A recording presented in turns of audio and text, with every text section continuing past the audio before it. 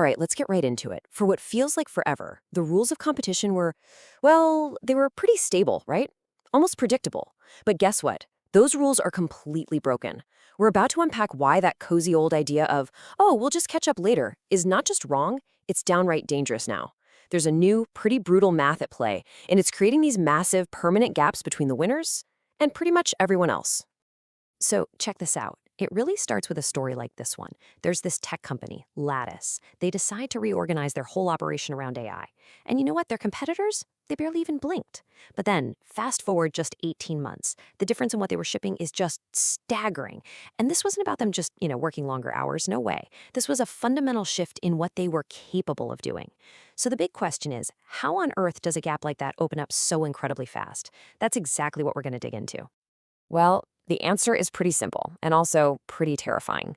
The entire foundation of how we've thought about strategy, that idea that markets always kind of find a balance in the end, yeah, that's shattered. The game has a whole new rulebook, and let me tell you, it does not play nice. Okay, so this is what the old world looked like. Remember this? We called it competitive equilibrium. You'd have your market leader, sure, but also a really strong number two and a bunch of other companies all carving out their piece of the pie.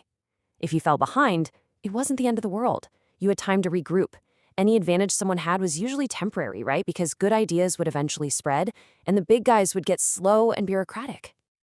And this slide really nails the huge shift we're talking about. It's the difference between convergence and divergence. In the old world, on the left, everything kind of pulled towards the average. Advantages would fade, and everyone would end up in a similar spot. But now, look at the right. We're in a world of divergence.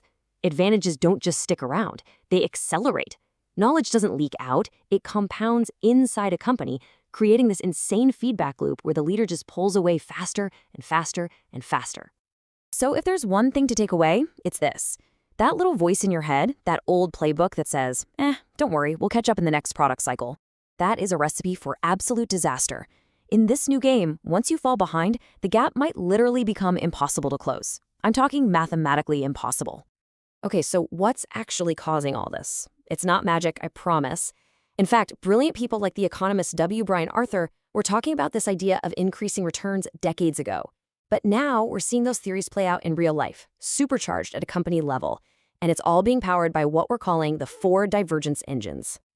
And here they are. You can think of them as the four horsemen of this new competitive world. First, you've got compounding learning, knowledge that builds on itself. Then, coordination network effects. The best stuff attracts the most users, which makes it even better. Third, talent concentration. The A players all want to be on the same team. And finally, standard setting. The leader gets to write the rules for everyone else. Look, any one of these is powerful. But when they work together, they create this unstoppable feedback loop that can make a leader's advantage pretty much permanent. All right, let's zoom in on that first one, compounding learning.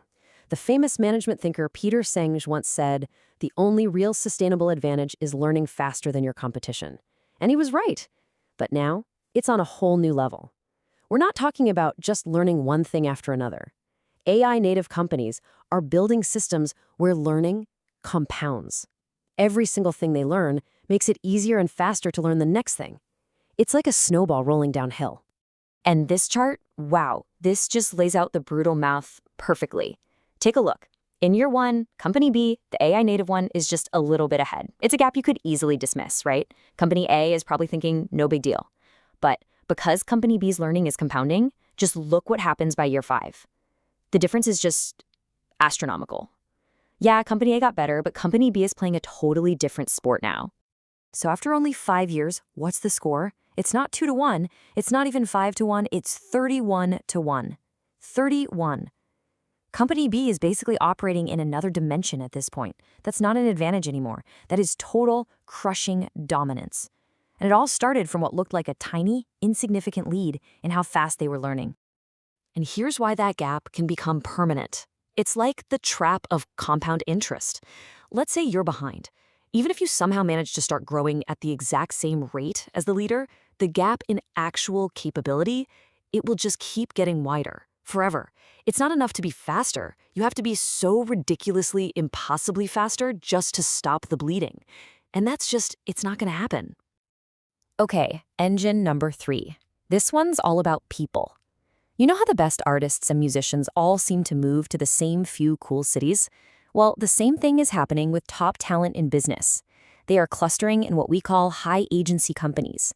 These are places where you actually have the freedom and the tools to get stuff done and make a real impact. It's simple, really. The best want to work with the best on the biggest problems in places that don't slow them down. And the effect this has on what a company can produce is just insane. We're not talking about a 20% bump. Look at this. With the exact same number of people, the company that wins the talent war is putting out 4 to 5 times the innovation. Talent isn't just one more ingredient you add to the mix, it's a massive multiplier. And that multiplier effect is not being spread around evenly anymore. So, where is all this heading? Well, it's heading towards a point of no return. And I want to be really clear. This is not some vague, sometime in the future kind of thing. All of these forces are converging right now, creating a very specific, very critical window of time. This timeline here, this is probably the most important slide we'll look at.